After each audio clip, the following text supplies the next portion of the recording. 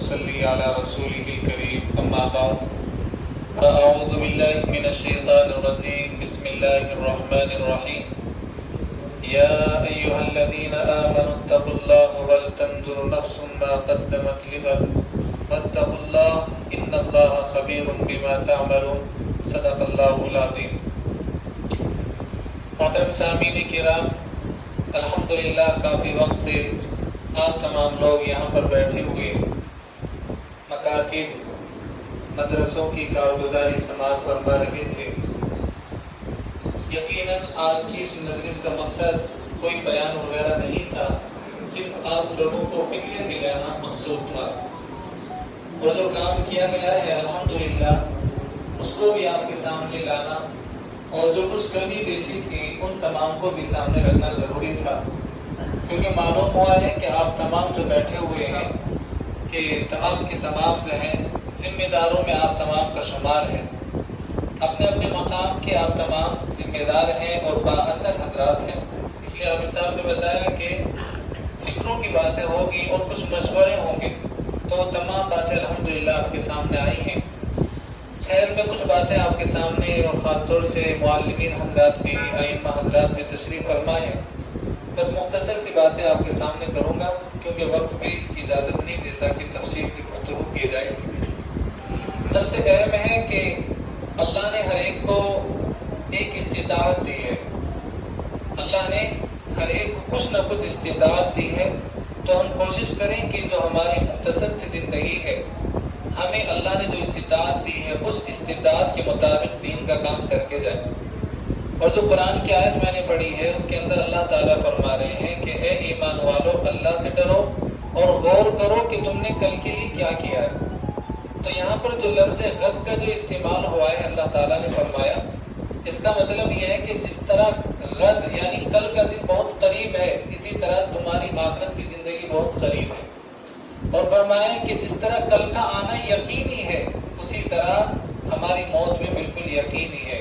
تو اللہ تعالیٰ ہمیں فکر مند بنا رہے ہیں کہ تم نے کل کے لیے کیا چھوڑا ہے، کل کے لیے کیا اعمال کیے ہیں۔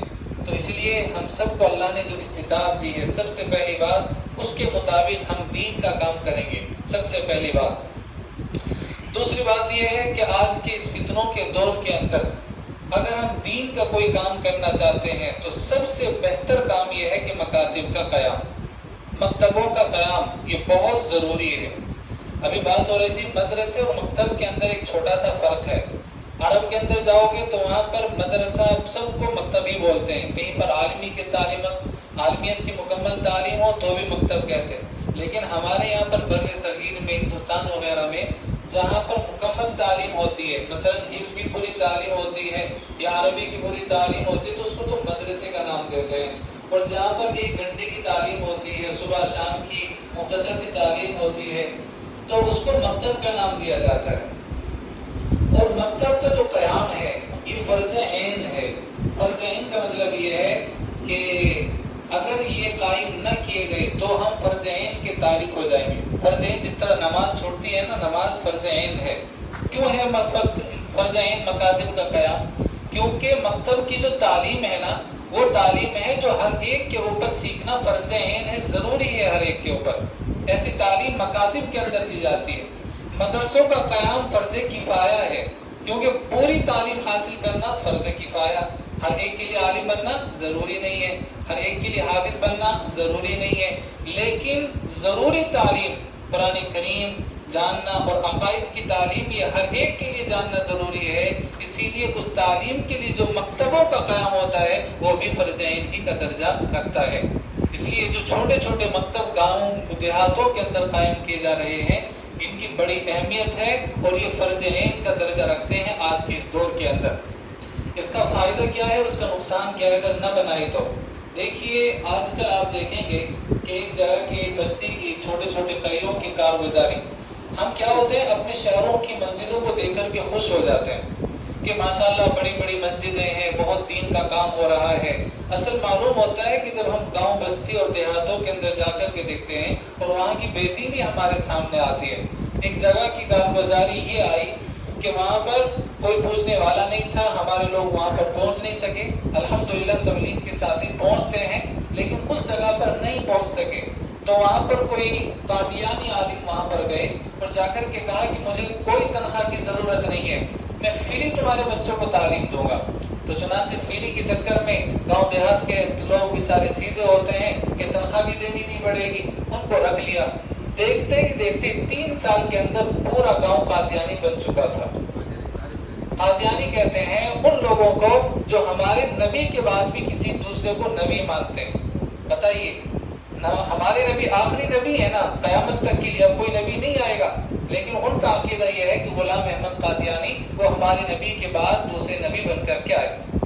انہوں نے جو ہے لوگوں کو اس طرح بہکایا، پورا گاؤں قادیانی بن گیا۔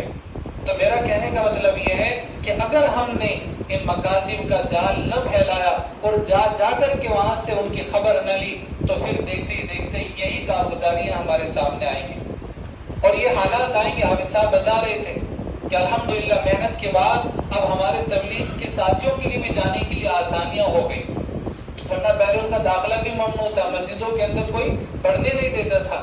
الحمدللہ، تو ایک تو یہ فائدہ ہے اس کا۔ پھر مکتب بھی 2 طرح کے ہوتے ہیں، میں خاص طور سے معلمین سے مخاطب ہوں کہ ایک تو مکتب ہم اپنے طور سے چلاتے ہیں فیس کی بنیاد پر، کسی فیس ملے گی اور ایک ہمارا کام ہے۔ ایک مکتب وہ ہوتا ہے کہ قوم کی فکر لے کر کے ہم چلاتے ہیں کہ فیس ملے نہ ملے یہ میری ذمہ داری ہے، یہ اللہ کے نبی صلی اللہ علیہ وسلم سے جو کھیتی مجھے ملی ہے، اللہ کے نبی نے جس کو خون اور پسینے سے سینچا تھا، یہ جو مجھے ملے ہیں، مجھے ان تک دین پہنچانا ہے، ان کو عقائد سکھلانے ہیں، مجھے ان کو یہودی اور عیسائیوں کے حوالے نہیں کرنا ہے، یہ میری ذمہ داری ہے۔ تو ان دونوں مکتبوں کے اندر بڑا فرق ہے۔ ایک تو یہ ہے کہ بس کوئی پڑھے نہ پڑھے مجھے تو فیس سے مطلب ہے، دوسرا یہ ہے کہ کوئی مجھے فیس ملے نہ ملے مجھے تو ان کو دین سکھانا ہے۔ اگر اس اخلاص کے ساتھ اور اس ہمدردی کے ساتھ ہم بچوں کو پڑھائیں گے تو انشاءاللہ اس کے بڑے اثرات ہمارے سامنے آئیں گے۔ اسی طریقے سے حضرات ایک بڑی اہم بات یہ ہے کہ دیکھیے دنیا اس بات کو تسلیم کر رہی ہے، اگر بچوں کے اوپر محنت کی جائے گی، بچوں کو محنت کر کے ایک نئی نسل کو تبدیل کیا جا سکتا ہے۔ جیسی ان پر محنت کرو گے آنے والی نسل ویسی ہی بن جائے گی۔ ہمارے ملک کی مثال لے لیں، ہمارے ملک کے اندر انگریزوں کے آنے سے پہلے ہندو کلچر خوب رائج تھا، مسلمان بھی الحمدللہ خوب جو ہے دین پر عمل کرنے والے تھے، اچھے طریقے سے اسلام کو ظاہر کرنے میں کسی کو کوئی ڈر نہیں لگتا تھا۔ جب سے انگریز ہمارے یہاں پر آئے، انہوں نے ایک تو یہ کیا کہ ہمارے یہاں کے مال و دولت کو سب لے گئے، دوسرا انہوں نے یہ کیا کہ اپنا کلچر یہاں پر چھوڑ کر کے چلے گئے تعلیم کے نام پر۔ اب آپ دیکھیں گے کہ ہندو جو اپنے کلچر پر فخر کرتے تھے، برہمن لوگ جو بھی تھے، اب وہ بھی فیشن پرست ہو گئے، اپنے کلچر کو چھوڑتے جا رہے ہیں، کیونکہ انہوں نے ہمارے بچوں پر محنت کی اور ان کو ماڈرن بتایا کہ تمہیں مذہبی بن کر کے نہیں رہنا ہے، تمہیں فیشن کے ساتھ چلنا ہے۔ آج آپ دیکھیں کہ مسلمان بچوں کو بھی یہ ذہن بن گیا ہے کہ وہ مذہب کے ساتھ میں مل کر کے چلنا پسند نہیں کر رہے ہیں، ایسے ہندو کے بچے بھی ہیں، وہ بھی مذہب کے ساتھ میں مل کر کے چلنا پسند نہیں کر رہے ہیں۔ یہ تبدیلی آئی ہے کہ انہوں نے ہماری نسلوں کے اوپر محنت کی اور ان کا ذہن سازی کی ہے، یہ نقصان ہوتا ہے۔ اسی طریقے سے ایک شعر ہے علامہ جو ہے اقبال صاحب کا، وہ کہتے ہیں حضرت اسماعیل علیہ السلام کے سلسلے میں کہ فیضان نظر تھا کہ مکتب کی کرامت تھی، کہ سکھلائے تھے کس نے اسماعیل کو آداب فرزندی۔ یا تو فیضان نظر تھا کہ ان کو یہ جو آداب ملے تھے، تو حضرت ابراہیم علیہ السلام کی جو ہے نظر کا فیضان تھا، مکتب تو وہاں تھے نہیں کہ کوئی کہ مکتب کی وجہ سے ان کو یہ ملا تھا، ان کی نظر کا فیضان تھا۔ تو آج ہمارے پاس وہ نظر تو نہیں ہے لیکن مکتب کی کرامت ہمارے پاس ہے۔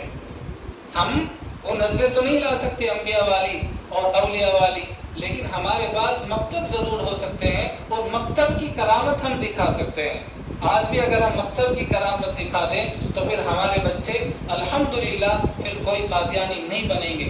اور آنے والے حالات میں بڑا مختصر کرتا ہوں، وقت زیادہ ہوا جا رہا ہے، آپ لوگوں کا خیال رکھنا ہے۔ آنے والے جو حالات ہیں یہ بڑے خطرناک حالات ہیں۔ ہمارے بچے جہاں پر پڑھنے جا رہے ہیں، میں صاف طور سے کہتا ہوں کہ اس طرح کا سلیبس ہمارے اسکولوں کے اندر داخل کیا جا رہا ہے، صاف طور سے تو نہیں محسوس ہوگا۔ جب ہمارے جو ماہرین ہیں، جو ہندی انگلش وغیرہ کے ماہرین ہیں، وہ کہہ رہے ہیں کہ یہ سلیبس بہت اچھا ہے، کسی کو کوئی نقصان نہیں ہے، لیکن جب ہمارے علماء نے ان کا جائزہ لیا ہے تو اس کے اندرون خانہ مسلمانوں کے عقائد کے اوپر ضرب پڑ رہی ہے. مسلمان بچے دیکھتے ہی دیکھتے اسلام کے اگینسٹ جا رہے ہیں، مسلمان بچے اسلام کے خلاف ہوتے جا رہے ہیں. فرمایا کہ اس کا بڑا نقصان ہے. اور جس سلیبس کو نام دیا جا رہا ہے بھارتیہ کلچر، جس کا کوئی انکار بھی نہیں کرے گا کہ جو بھارتیہ کلچر پڑھایا جا رہا ہے، اس سے تو کسی کو آپتی ہونی نہیں چاہیے، کسی کو اس پر اعتراض ہونا ہی نہیں چاہیے. اگر ہم نے اپنے بچوں کو ان مکتب کے اندر بھیج کر کے ان کے عقائد مضبوط نہ کیے اور ان کو پکا موحد نہ بنایا، توحید والا نہ بنایا، تو یاد رکھنا نبی نے جو فرمایا کہ ایک وقت آئے گا کہ شام میں مسلمان ہوں گے اور صبح میں وہ کافر ہو جائیں گے، اور صبح میں مومن ہوگا شام میں کافر ہو جائے گا. بچہ مسلمان جائے گا اور جب بچہ اسکول سے آئے گا تو عقائد چھوڑ کر کے آ رہا ہوگا، وہ کفر لے کر کے آ رہا ہوگا. اگر ہم نے مکتب کا قیام نہ کیا، اپنے بچوں کو 1 گھنٹہ 1.5 گھنٹے کی تعلیم کے اندر اپنی مسجدوں کے اندر نہ بھیجا، تو اس لیے حضرات یہ فرض عین کا درجہ رکھتے ہیں. تو معلمین حضرات، آپ تمام سے بھی میری مؤدبانہ درخواست ہے کہ ان بچوں کو محبتوں کے ساتھ پڑھائیں. بعض مرتبہ ہم معلمین سے غلطی ہو جاتی ہے کہ ہم مدرسے میں پڑھ کے آتے ہیں تو مدرسے والا نظام ہم مکتب پر تھوپنا چاہتے ہیں، تو اس سے بچے ہم سے دور بھاگ جاتے ہیں. دیکھیے مکتب کی نظام الگ ہوتا ہے، مدرسے کا نظام الگ ہوتا ہے. مدرسے کی تعلیم بھی الگ ہوتی ہے، وہاں پر اعلیٰ قسم کی تجوید پڑھائی جاتی ہے، اعلیٰ قسم کا قرآن پڑھایا جاتا ہے. مکتب کے اندر رعایت رکھی گئی ہے، مکتب کے اندر بتایا گیا ہے کہ ایسا فرض عین تجوید سکھا دو. حضرت ثانی فرماتے ہیں کہ تجوید بھی فرض عین وہ ہے کہ جس کو پڑھنے کے بعد اللہ تعالیٰ کی ناراضگی نہ ہو. ایسے نہیں کہ آپ ان کو باریکیاں پڑھا رہی ہیں، کتابوں میں لگا رکھے ہیں، بچوں کو مشکل بنا رکھا ہے، ادھر اسکول سے وہ اتنا سلیبس ان کے اوپر زور ہوتا ہے، پھر ہم بھی ان کے اوپر زور ڈالتے ہیں تو بچے ہمارے ہاتھوں سے نکل جاتے ہیں. الحمدللہ ہمارا سالوں کا تجربہ ہے مکاتب کے لائن کا، تو وہی میں آپ کے سامنے مختصر سے وقت کے اندر جو ہے سامنے پیش کرنے کی کوشش کر رہا ہوں کہ ان کو جو ہے پیار سے اور محبت کے ساتھ میں پڑھائے اور اتنا پڑھا دیں کہ جو فرض عین ان سے اتر جائے. یعنی قرآن کریم ان کو پڑھنا آ جائے آسان انداز میں، اور اتنی تجوید آ جائے کہ وہ لہن جلی نہ کر رہے ہو. لہن جلی علماء ہی جانتے ہیں کہ وہ لہن جلی کیا ہوتی ہے، کہ جس سے نماز وغیرہ کے اندر کوئی خرابی نہ ہو. اس قدر ان کو پڑھا دیں اور عقائد ان کے مضبوط کریں.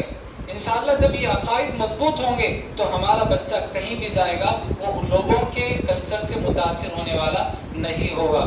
تو الحمدللہ حافظ رمضان صاحب کی یہ محنت اور یہ کوشش جو تقریباً اب سے 30 سال پہلے ہوئی تھی، الحمدللہ اس کو ان کی عمر کی برکت کہیے، یہ اللہ کا خاص انعام کہیے کہ ایک ہی زندگی کے اندر بعض مرتبہ کسی نے شروع کیا تھا، پھر بعد میں چلتا چلتا کہا جاتا ہے کہ جی یہ شروع کیا تھا کسی نے. الحمدللہ اللہ نے ان کو اپنی ہی زندگی کے اندر یہ سب کچھ دکھا دیا کہ اتنا بڑا مدرسہ بھی تعمیر ہو چکا ہے. اور مکاتب بتا رہے تھے کہ لاک ڈاؤن سے پہلے 38 مکتب تھے اور یہ بہت بڑا نظام ہوا کرتا ہے. تو الحمدللہ اس میں صرف ان کی بھی محنت نہیں ہے، ان کا اخلاص بہت ہے اور اس کے ساتھ میں آپ لوگوں کا ساتھ بہت ہے. آپ لوگوں نے ان کا ساتھ دیا ہے اور ان کو استقبال کیا ہے اور ان کی محنتوں کو سراہا ہے اور ان کی قربانیوں کی قدر کی ہے. الحمدللہ اس کا فیض جاری ہے.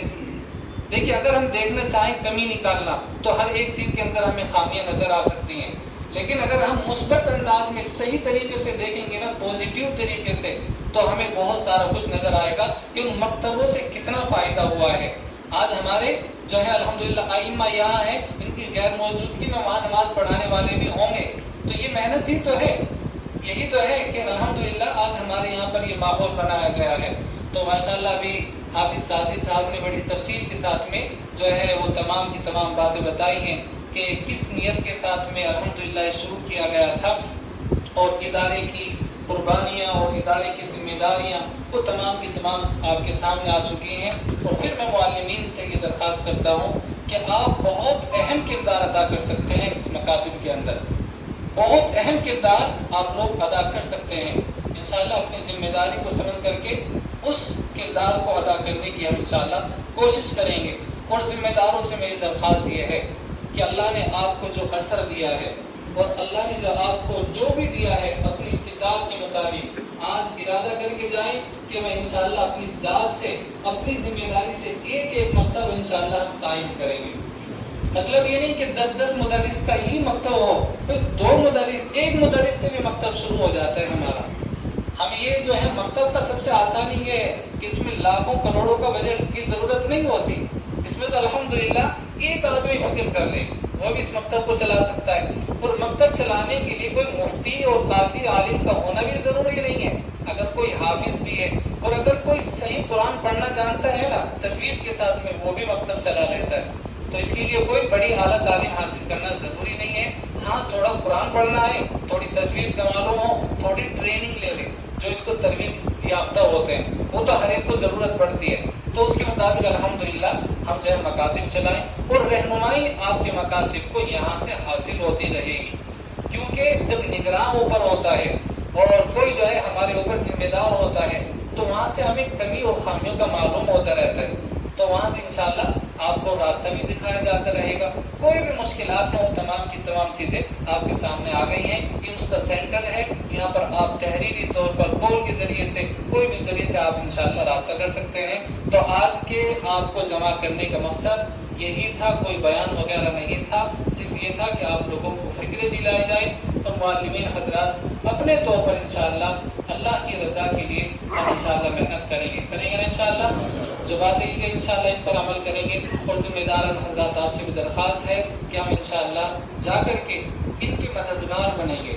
دیکھیے معاون بنے، مقابل نہ بنے، معاون ہی بننا چاہیے، اور علماء کے جب ہم معاون بنیں گے نا تو انشاءاللہ اللہ آپ سے بہت کام لے گا، اور پھر ایک بچہ بھی ہماری ذمہ داری سے، ہماری محنت سے، ہمارے ذریعے سے اگر حافظ بن جاتا ہے تو کل قیامت میں یہی کام آنے والا ہے۔ ایک حدیث سنا کے بعد ختم کرتا ہوں۔ حدیث شریف کے اندر آتا ہے، پیارے نبی صلی اللہ علیہ وسلم نے ارشاد فرمایا، اذا مات الانسان، انسان جب مرتا ہے تو اس کے اعمال رک جاتے ہیں، رجسٹر اس کا کلوز بند ہو جاتا ہے، اب نماز نہیں پڑھے گا، اب تو روزہ بھی نہیں رکھے گا، اعمال رک جاتے ہیں۔ فرمایا کہ الا بثلاث، 3 اعمال ایسے ہوتے ہیں جو جاری رہتے ہیں مرنے کے بعد بھی۔ تو 3 اعمال کیا ہیں؟ فرمایا کہ اولد صالح، سب سے پہلا فرمایا او صدقۃ جاریہ، اس نے کوئی ایسا صدقہ کیا ہوگا جو کہ جاری ہوگا، لوگ اس سے نفع اٹھا رہے ہوں گے۔ کسی مدرسے کے اندر کوئی تعمیر کرا دی، مسجد کی تعمیر کرا دی، کوئی درسگاہ بنوا دی، تو یہ ایسا صدقہ ہے جب تک لوگ بچے اس میں پڑھتے رہیں گے، فیضیاب ہوتے رہیں گے، تو اس کا ثواب ہمارے نامہ اعمال میں پہنچتا رہے گا۔ اور دوسرا فرمایا کہ او علم ينتفع به، کہ کسی نے کسی کو علم سکھایا ہوگا، کسی نے کسی کو کچھ پڑھایا ہوگا اور لوگ اس سے نفع اٹھا رہے ہوں گے۔ اب میں ہوں، ہمارے اوپر کس نے محنت کی ہوگی؟ کون ہمارے بچپن کے استاد قاعدہ پڑھانے والے ہوں گے، کون ہمیں عقائد بتانے والے ہوں گے، الحمدللہ ان کو فیض پہنچتا رہے گا، ان کو یاد ہو نہ ہو، اللہ تعالیٰ، اللہ کے فرشتے نہیں بھولتے۔ تو دوسرا فرمایا کہ کسی کو علم سکھایا ہوگا، ينتفع به، لوگ اس سے نفع اٹھانے والے ہوں گے۔ اور تیسرا فرمایا او ولد صالح يدعو له، اور اس نے نیک اولاد بنائی ہوگی، بچوں کو نیک بنایا ہوگا جو اس کے لیے دعا کر رہے ہوں گے۔ یہ 3 اعمال ایسے ہیں جو مرنے کے بعد بھی، قبر کے اندر بھی ہمارے نامہ اعمال کے اندر ثواب پہنچاتے رہیں گے۔ تو ان تینوں میں سے ہم کوشش کریں کہ تینوں کے تینوں ہی ہماری زندگی میں ہو جائیں۔ ہم بچوں کو نیک بھی بنائیں، کوئی صدقہ جاریہ بھی کر کے جائیں، کسی کو علم بھی سکھا کر کے جائیں۔ اور الحمدللہ میں معلمین سے خاص طور سے کہتا ہوں کہ بخاری اور مسلم پڑھانا ہی دین کی خدمت نہیں ہے، بلکہ حضرت مفتی شعیب اللہ خان صاحب مفتاحی وہ فرماتے ہیں کہ اصل تو یہی ہے، اصل تو یہ عقائد ہے۔ عقائد تو بچوں کو ہی تو بتائے جاتے ہیں، بعد میں تو بچے سب پڑھے لکھے ہوتے ہیں الحمدللہ، وہاں پر تو فرض کفایہ کی تکمیل ہوتی ہے، لیکن اصل محنت یہی ہے کہ ان گاؤں دیہاتوں کے اندر جا کر کے جہاں پر ہمیں فیسلٹیز نہیں ملتی، جہاں پر ہمیں زیادہ فیسلٹیز نہیں ملتی اور عیش و عشرت کے سامان نہیں ملتے، ان گاؤں بستیوں میں جا کر کے محنت کرنا۔ اللہ تعالیٰ جزائے خیر عطا فرمائے حافظ رمضان صاحب کو، اور اللہ تعالیٰ ان کی اس کارکردگی کو قبول فرمائے، اور اللہ تعالیٰ ان کی عمر کی زندگی کے اندر اللہ برکت عطا فرمائے۔ اسی کو کہتے ہیں عمر کی برکت۔ بعض لوگ 100 سال جی کے چلے جاتے ہیں اور زندگی میں کوئی کارنامہ نظر نہیں آتا، ساری زندگی ادھر ادھر کے لفڑوں میں نکل جاتی ہے۔ عمر کی برکت اسے کہتے ہیں کہ مختصر سے وقت کے اندر اللہ کسی سے بہت بڑا کام لے لیتے۔ پیارے نبی صلی اللہ علیہ وسلم کی زندگی 63 سالہ ہے، اس میں بھی نبوی زندگی 23 سالہ ہے، اور 23 سال کے اندر جب ہم دیکھتے ہیں اللہ کے نبی اتنے کارنامے، اتنا انقلاب برپا کر کے چلے گئے، اور اللہ کے نبی قیامت تک کے مسائل حل کر کے چلے گئے۔ اللہ کے نبی نے جنگوں کو اور فتوحات بھی ہیں، اللہ کے نبی نے ہر طرح کے مسائل سب کچھ حل کر کے چلے گئے 23 سال کے اندر۔ ایسا لگتا ہے ہزاروں سال جی کر کے گئے ہیں، کوئی ہزاروں سال میں بھی اتنا کارنامہ انجام نہیں دے سکتا۔ یہ عمروں کی برکت ہوا کرتی ہے، تو ہمیں اللہ تعالیٰ سے عمر میں برکت بھی حاصل کرنے کی جو ہے دعائیں کرنا چاہیے۔ بہرحال دعا کریں اللہ عمل کی توفیق عطا فرمائے۔ کافی وقت سے آپ 10 بجے سے 9:30 بجے سے یہاں پر بیٹھے ہوئے ہیں، اللہ آپ کی قربانی کو قبول فرمائے، اللہ آپ تمام کو جزائے خیر عطا فرمائے، اور اللہ تعالیٰ جو فکریں یہاں پر کی گئی ہیں اللہ ان کی تکمیل فرمائے، اللہ نظر بس سے حفاظت فرمائے، آخرت کے اندر ہم سب کے لیے اس کو نجات کا ذریعہ بنائے۔ وآخر دعوانا ان الحمد للہ رب العالمین۔